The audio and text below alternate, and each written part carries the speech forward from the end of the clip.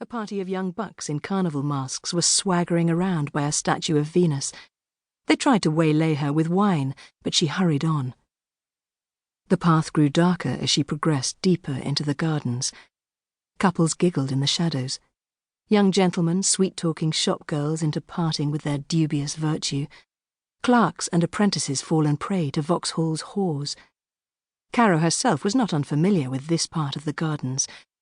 God might see everything, but husbands didn't, especially when they were sojourned in France, neglecting their wife and child.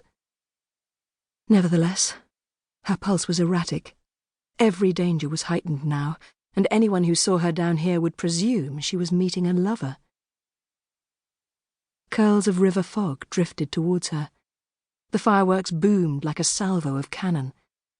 On either side, the trees pressed in, the path deserted. Caro turned into the dark walk that ran alongside the eastern wall of the gardens, nearly colliding with the man coming the other way. She cried out in horror, drawing back. Two bulging eyes loomed at her over a long, grotesque beak, a broad-brimmed hat casting the rest of the face into shadow. Caro backed up against the trees, half paralysed with terror. But the man in the mask brushed past her without a word. Collecting herself, a little shaken by the incident, she pressed on. Abutting the garden's wall were the bowers, a dozen or more little chambers carved into the greenery, invisible from the path. Soft laughter drifted on the breeze, and a voice murmured faint endearments. People hung hats or tied handkerchiefs to the lamps outside each bower, and Caro looked for their agreed signal. An ostrich feather. Spotting it, tied to a lamp up ahead, she glanced around herself. Danger upon danger, but she'd come too far to turn back now. Hurrying into the bower, she stopped, drawing up short. A lantern, a stone bench, willows stirring in the breeze, these were the things she expected to see. Not a woman lying on the ground, her body curled like a question mark, the stomacher of her pink gown stained a shocking dark red. One of her gloved hands clawed at a wound in her throat, the other lay limp next to a blood-stained document on the grass. Caro stared, confused, half expecting the woman to rise and laugh at the joke. It was as if she'd stepped into one of Jacopo Sagnetti's paintings. The woman groaned, a raw, inhuman sound, and more details lodged in Caro's mind. Blood in the woman's chestnut hair, one slipper on, one slipper off, her bone-white face at once alien and familiar. Oh, Lord! Oh, no! Oh, Lucia!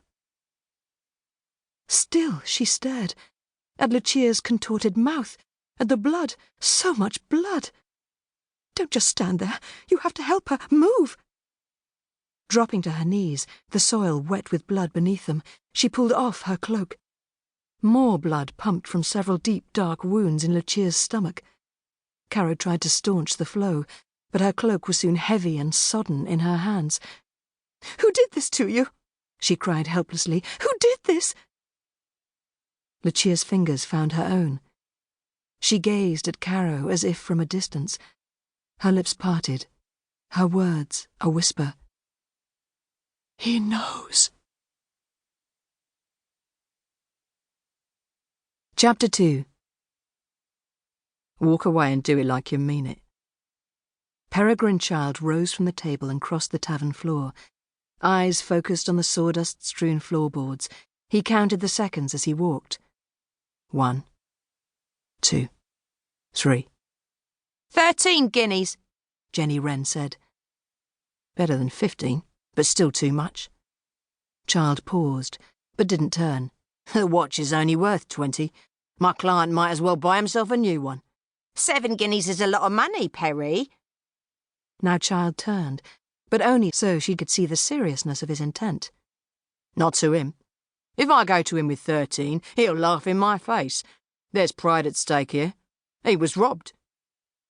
Jenny scowled, and a beauty spot wobbled on her cheek like a wart on a toad. Her wig was 2 feet high, powdered a delicate shade of violet, a convenient repository for stolen goods, Child supposed.